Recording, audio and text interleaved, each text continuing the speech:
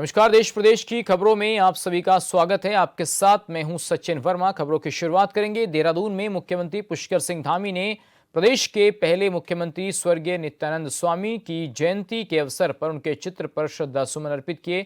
इस दौरान सीएम ने नित्यानंद स्वामी का भावपूर्ण स्मरण करते हुए कहा कि नित्यानंद स्वामी के नेतृत्व में राज्य की प्रशासनिक नींव सुदृढ़ हुई है। उनका जीवन समाज और राष्ट्र के प्रति समर्पण, नैतिक मूल्यों और लोक कल्याण के आदर्शों का उदाहरण है।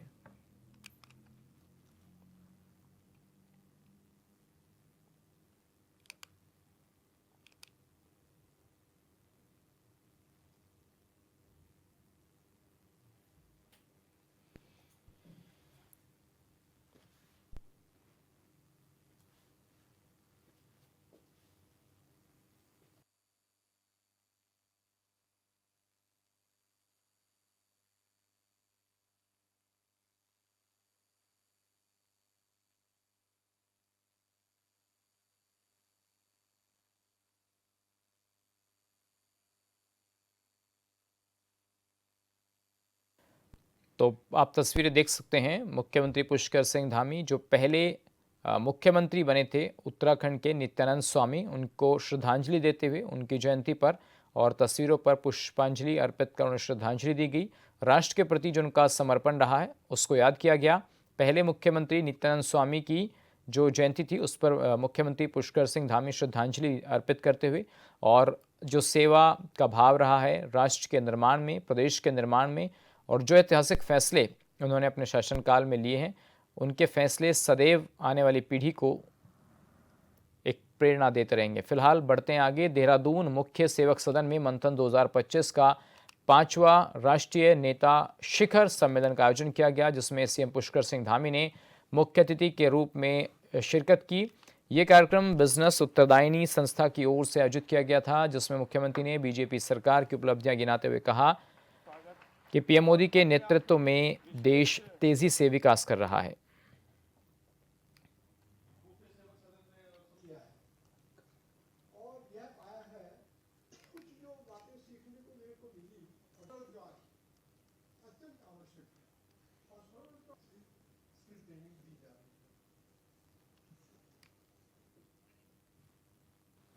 कार्यक्रम में सीएम धामी ने शिरकत की है। बिजनेस उत्तरदायिनी संस्था ने इस कार्यक्रम का आयोजन किया था, जहां पर मुख्यमंत्री पुष्कर सिंह धामी ने सरकार की जो उपलब्धियां हैं उनको भी गिनवाया। तो मंथन 2025 का 5वां राष्ट्रीय नेता शिखर सम्मेलन का आयोजन किया गया। कार्यक्रम में मुख्यमंत्री पुष्कर सिंह धामी पहुंचे और जो उत्तरायणी संस्था है उसने इसका आयोजन किया था। 5वां राष्ट्रीय नेता शिखर सम्मेलन का आयोजन किया गया था। इस कार्यक्रम में मुख्यमंत्री ने जो सरकार चल रही है 2017 से उत्तराखंड में बीजेपी की, और देश में जो सरकार है बीजेपी की, तो यानी डबल इंजन की जो सरकार चल रही है देश में, उन दोनों सरकारों की जो पॉजिटिविटी है वो जनता के सामने रखने का काम किया। इस अवसर पर मुख्यमंत्री ने कुछ ऐसे युवाओं को, महिलाओं को सम्मानित भी किया जो अपने क्षेत्र में बेहतरीन काम कर रहे हैं।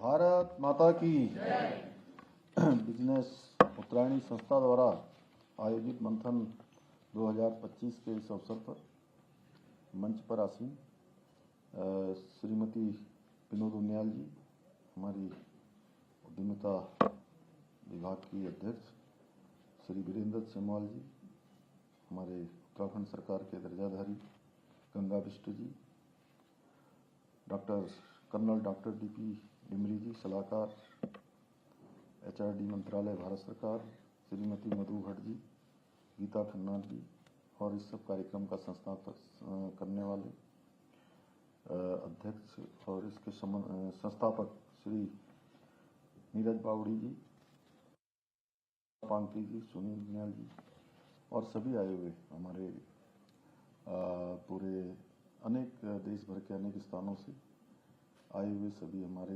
विभिन्न क्षेत्रों में जिन्होंने बहुत विशेषताएं प्राप्त की हैं, अनुभव प्राप्त किए हैं, ऐसे आप सभी महिला उद्यमियों का, औद्योगिक संस्थानों के हमारे सभी प्रतिनिधियों का, स्वयं सहायता समूह से जुड़ी हुई हमारी बहनों का, मातृशक्ति का, सम्मानित महानुभाव, मैं सभी का मुख्य सेवक सदन में आज के इस कार्यक्रम में आप सबका हृदय से स्वागत करता हूं, आप सबका अभिनंदन करता हूं। मेरे लिए बहुत हर्ष का विषय है कि मुझे बिजनेस उत्तरायणी संस्था द्वारा आयोजित 2025 के इस मंथन कार्यक्रम में आप सबके बीच में नारी शक्ति की प्रतीक आप सभी महिला उद्यमियों के बीच में आने का शुभ अवसर प्राप्त हुआ है। मुझे बताया गया कि हिमालयन रिसोर्सेज इन्हांसमेंट सोसाइटी और बिजनेस उत्तरायणी संस्था ने पिछले 7 सालों में देश भर में विभिन्न कार्यक्रमों के माध्यम से उत्तराखंडी उद्यमियों को भी एक सशक्त मंच देने का काम किया है और राष्ट्रीय स्तर पर स्थापित उत्तराखंडी उद्यमियों को रिवर्स माइग्रेशन के लिए प्रेरित किया है। साथ ही कौशल विकास के क्षेत्र में, उद्यमिता के क्षेत्र में, साहित्य, शिक्षा और संस्कृत जैसे महत्वपूर्ण विषयों पर भी कार्यशालाओं का आयोजन करने के साथ साथ उत्तराखंडी उद्यमियों को प्रोत्साहित करने के उद्देश्य से प्रत्येक वर्ष नेशनल लीडर समिट का आयोजन भी इस संस्था के द्वारा किया जाता है। मुझे जानकर प्रसन्नता हो रही है कि आज इस समिट का 5वां संस्करण विशेष रूप से हमारी सभी मातृशक्ति को, महिला उद्यमियों को प्रोत्साहित करने के उद्देश्य से आयोजित किया जा रहा है।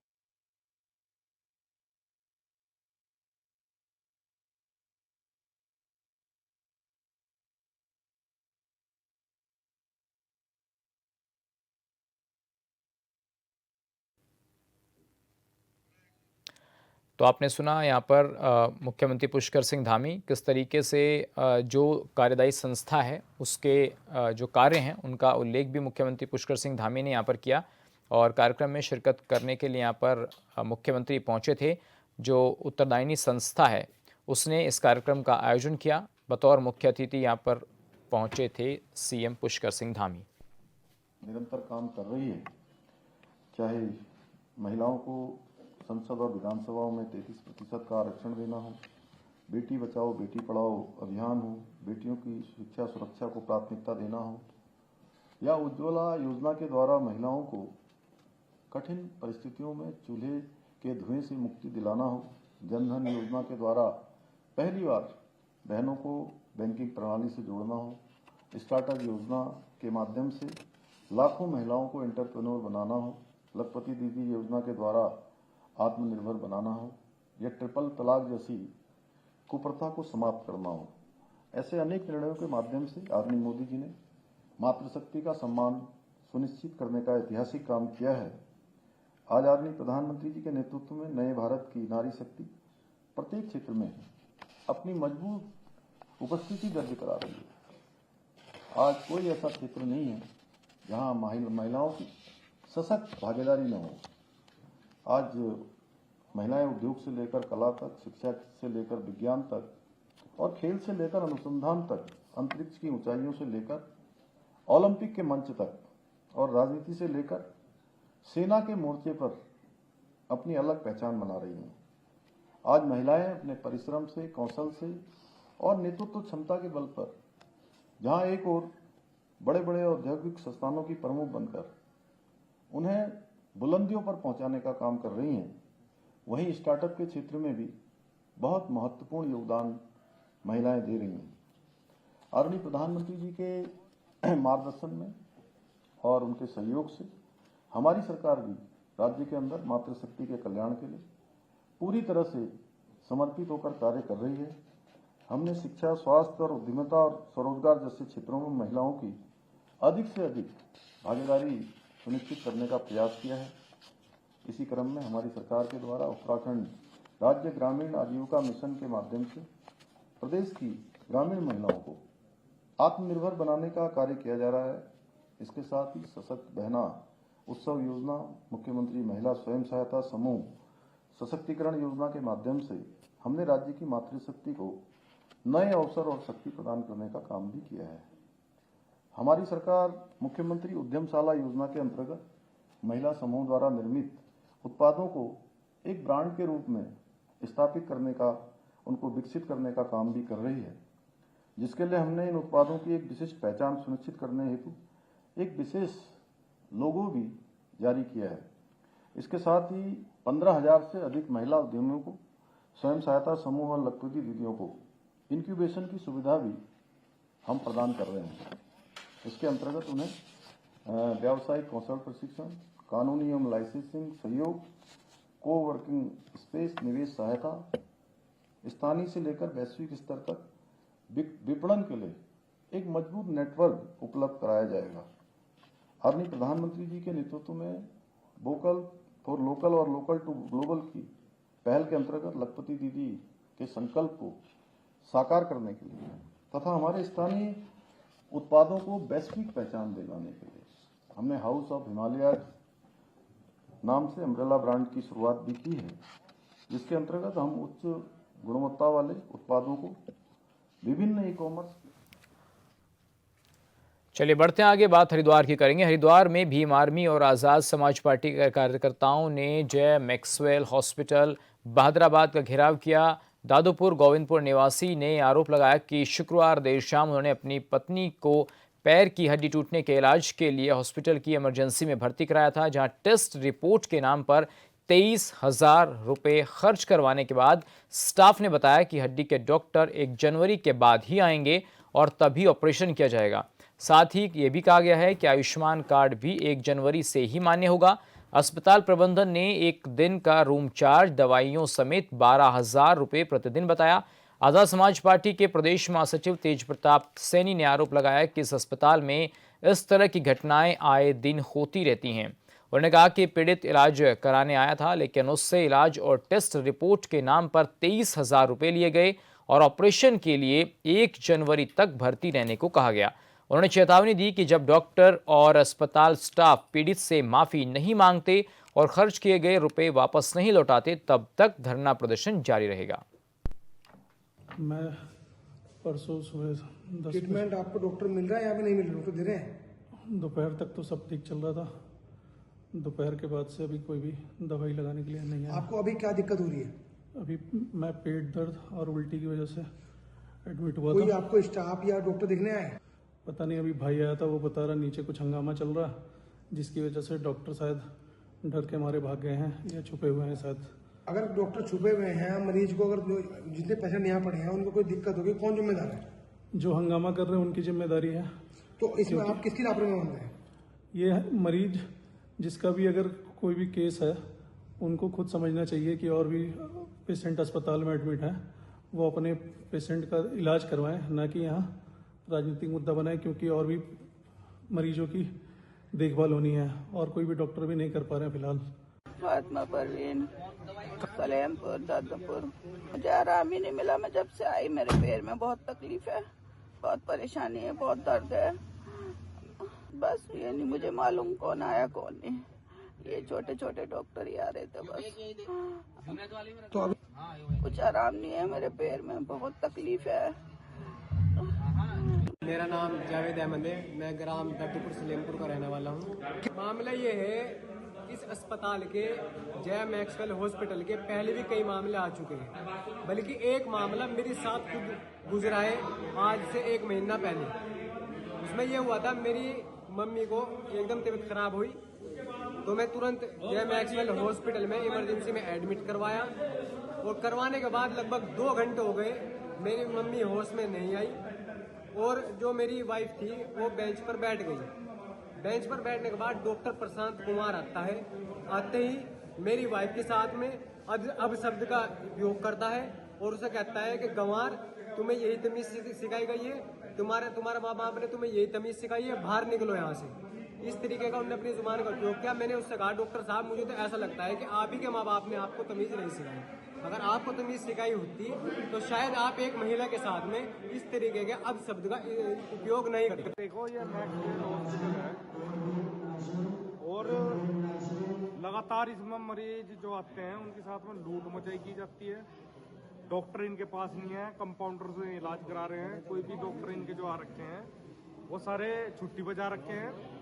और जो हमारा एक पेशेंट यहाँ पे आया था, एक कार्यकर्ता है हमारा भीम आर्मी आज़ाद समाज पार्टी का, तो वो जब आया उसके पैर, महिला थी वो, गिर गई जिन्ने से और उसके पैर में चोट आ गई। तो इन्होंने सबसे पहले सर्वप्रथम पूछा कि भाई आयुष्मान कार्ड आपके यहाँ चल रहा है? जो गरीब आदमी, मजदूर आदमी वहीं जाता है उसी हॉस्पिटल में जहाँ पे आयुष्मान कार्ड चलता हो। लेकिन इन्होंने कहा कि हाँ हमारे यहाँ आयुष्मान कार्ड चल रहा है। इन्होंने पेशेंट को भर्ती कर लिया। भर्ती करने के बाद में थोड़ी देर बाद ये कहने लगे 20,000 रुपए 24,000 रुपए जमा करा दो। इन्होंने वो भी जमा करा दिए।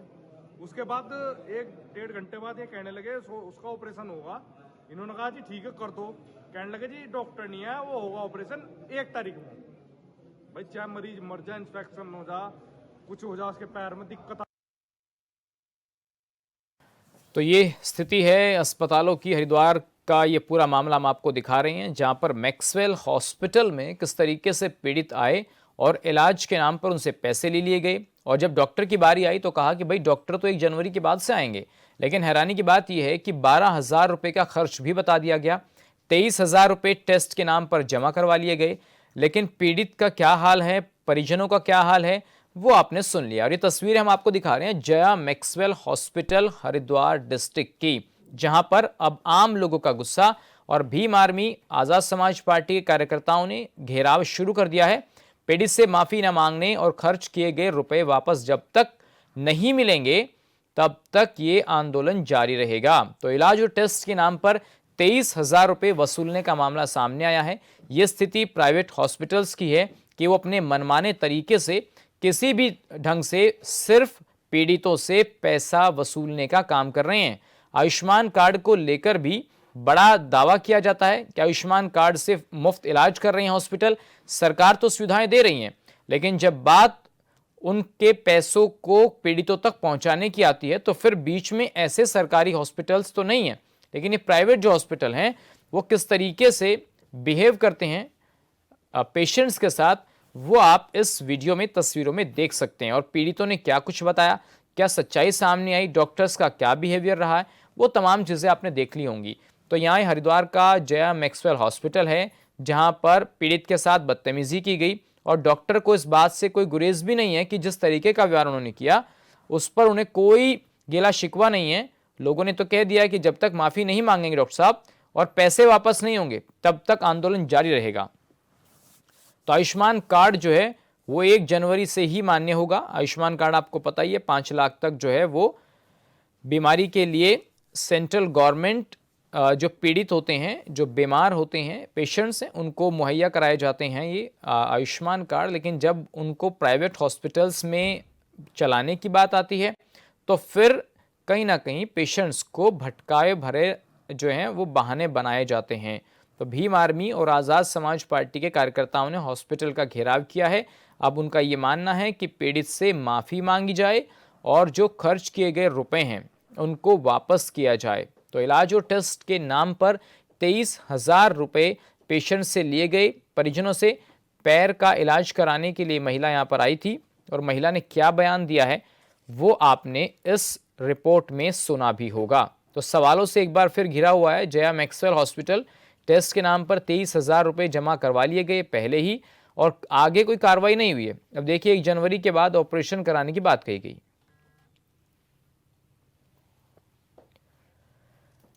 तो धरना प्रदर्शन जारी रखने की बात यहां पर हो रही है। अब हरिद्वार का ये पूरा मामला था जहां पर हमने आपको दिखाया जया मैक्सवेल।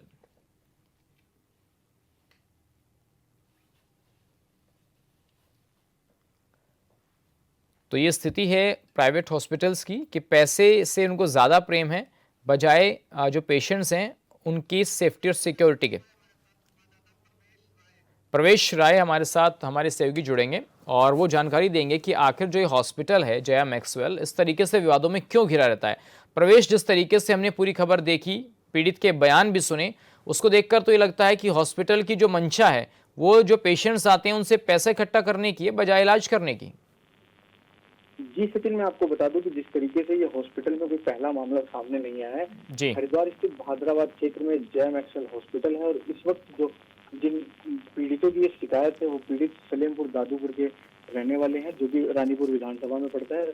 और आपको बता दें कि सलेमपुर दादूपुर गांव में वहां से जो महिला है उनके पति लाए, उनको एडमिट कराया। जिस तरीके से एडमिट कराने के बाद उन्होंने बताया कि उनकी पैर की हड्डी का ऑपरेशन होना था, लेकिन जिसके बाद हॉस्पिटल के प्रशासन ने पूर्णतः जांच करने के बाद, रिपोर्ट तैयार करने के बाद उनको ये बताया कि आज जो हड्डी के डॉक्टर हैं वो 1 तारीख के बाद आएंगे। यानी कि आप ये साफ तौर से कह सकते हैं ये हॉस्पिटल की मंशा साफ तौर से उनसे पैसे लूटने की थी। अगर उनके पास डॉक्टर नहीं थे तो उनको साफ तौर से मना कर देना चाहिए था कि हमारे यहाँ पर अभी इलाज नहीं हो पाएगा, आप कहीं और चले जाएं या कहीं और के लिए रेफर कर देते। लेकिन जिस तरीके की स्थिति देखी गई और साफ तौर से उन पीड़ितों ने बताया कि 23,000 रुपए हम लोगों से वसूल लिए गए हैं, और जिसके बाद मामला गंभीर होता गया। मामला गरमाने के बाद जब भीम आर्मी और आजाद समाज पार्टी के लोगों ने भी पहुंचकर वहाँ पे बताया, पहुंचकर मामले को संभालने की कोशिश की और साफ तौर से कहा कि अगर इसी तरीके से चलता रहा तो काफी आने वाले समय में काफी दिक्कत हो जाएगी। जी क्योंकि प्रवेश, लेकिन सवाल ये है कि जो आप भीम आर्मी है वो तो धरना प्रदर्शन कर रहे हैं, लेकिन क्या प्रशासन के लोग इसमें इन्वॉल्व हुए हैं? क्या उन तक बात पहुंची है? और अगर ये ऐसा मामला पहली बार नहीं है तो प्रशासन के लोग इन पर कार्रवाई क्यों नहीं करते हैं? जी सचिन, आपको बता दें कि समय समय पर कार्रवाई भी अमल में लाई जाती है। आप उसको खाना पूर्ति के तौर पे कहें या फिर ये कहें कि हॉस्पिटल को सबक सिखाने के लिए इस तरीके की कार्रवाई की जाती है। लेकिन आपको बता दें कि जिस तरीके से हमेशा से चलता चलन चला आ रहा है कि पैसे वालों पर कभी भी कोई कार्रवाई का जोर नहीं चलता है। इस तरीके से इसी अस्पताल में भी यही देखा गया है कि पैसे वाले होने के कारण इन लोगों पर भी किसी प्रकार का कोई जोर देखने को नहीं मिलता है।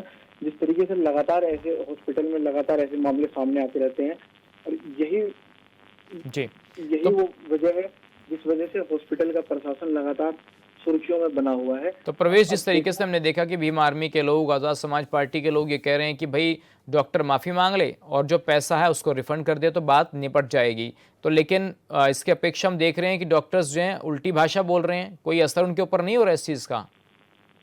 हाँ बिल्कुल, ये बात कहना गलत नहीं होगा कि यही बात अभी मैंने साफ तौर से बताई सचिन कि जिस तरीके से हमेशा देखा गया है कि पैसे वालों पर कभी भी कोई कार्रवाई का जोर नहीं चलता है, जिस तरीके से हमेशा देखा जाता है, इसी प्रकार से हॉस्पिटल के जो प्रशासन है, हॉस्पिटल के जो लोग हैं, उन लोगों ने भी यहाँ पर साफ कर दिया। और लगातार इस तरीके से देखा गया कि अगर एक माफी मांगने से ये वजह या फिर ये दिक्कत दूर हो सकती थी तो उन लोगों को मांग लेनी चाहिए थी। लेकिन कहीं ना कहीं ईगो कहें या जिस तरीके से लगातार ये मामला देखा गया, और अब ये भी देखना होगा कि आने वाले समय में जिस तरीके से सीएमओ हरिद्वार के द्वारा इस पर क्या कार्रवाई की जाती है, क्योंकि इस हॉस्पिटल की शिकायत लगातार कहीं ना कहीं लगातार जिस तरीके से देखी जाती है और लगातार हॉस्पिटल में शिकायत आने के बाद धरना प्रदर्शन, तोड़फोड़ इत्यादि के भी देखने को मिलता है। अब देखना होगा कि आगे आने वाले समय में सीएमओ इस पर क्या कार्रवाई करते हैं। चलिए ठीक है प्रवेश, आपका धन्यवाद इस तमाम जानकारी के लिए। तो जया मैक्सवेल हॉस्पिटल की स्थिति आपने देख ली। हमारे सहयोगी जानकारी दे रहे थे कि सिर्फ पैसा ऐंठना जो बीमार आ रहे हैं उनसे सिर्फ एक मकसद बन गया है, लेकिन इलाज के नाम पर कितनी बड़ी लापरवाही हो रही है। बढ़ते आगे, मंदसौर में यातायात पुलिस ने यातायात नियमों का पालन न करने वाले वाहन चालकों को समझाइश देने के लिए एक अनोखा तरीका अपनाया है और कड़ी चेतावनी देते हुए यातायात नियमों का पालन करने की हिदायत दी है। शहर के कई क्षेत्रों में यातायात नियमों का पालन नहीं करने वालों के खिलाफ अलग तरह से अभियान चलाकर लोगों को जागरूक करने की कोशिश की जा रही है।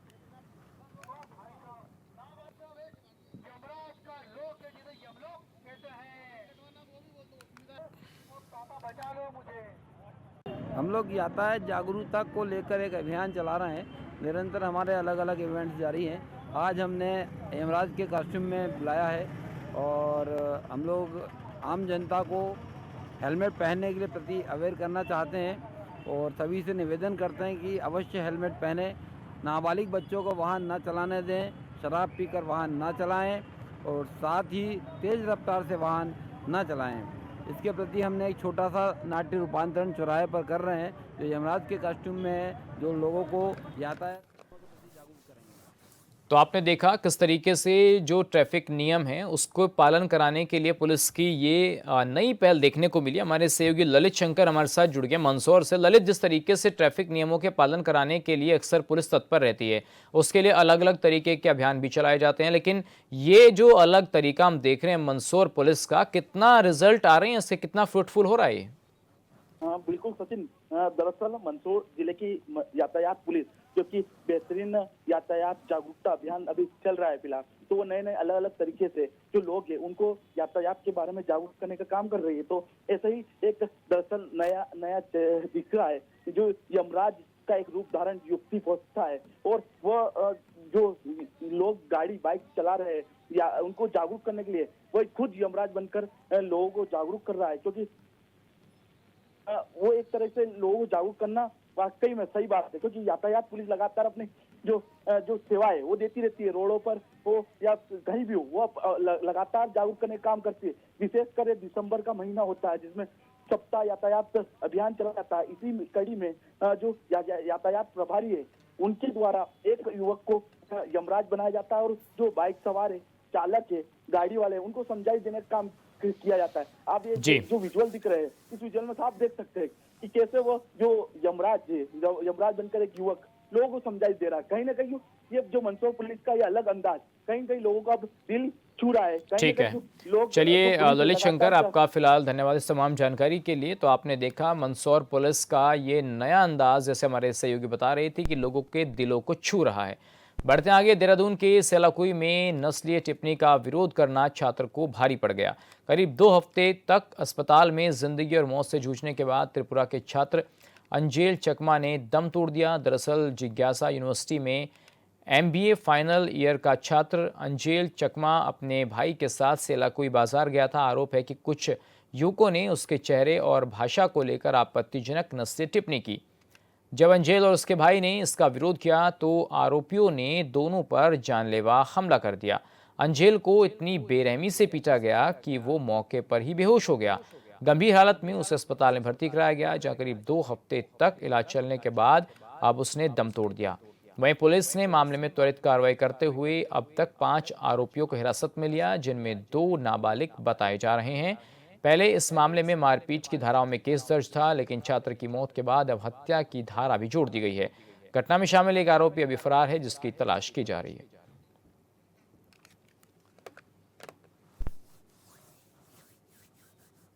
और चलिए फिलहाल देश प्रदेश की खबरों में मेरे साथ बस इतना ही। बाकी हम खबरों के लिए आप बने रहिए HNN न्यूज़ के साथ। नमस्कार।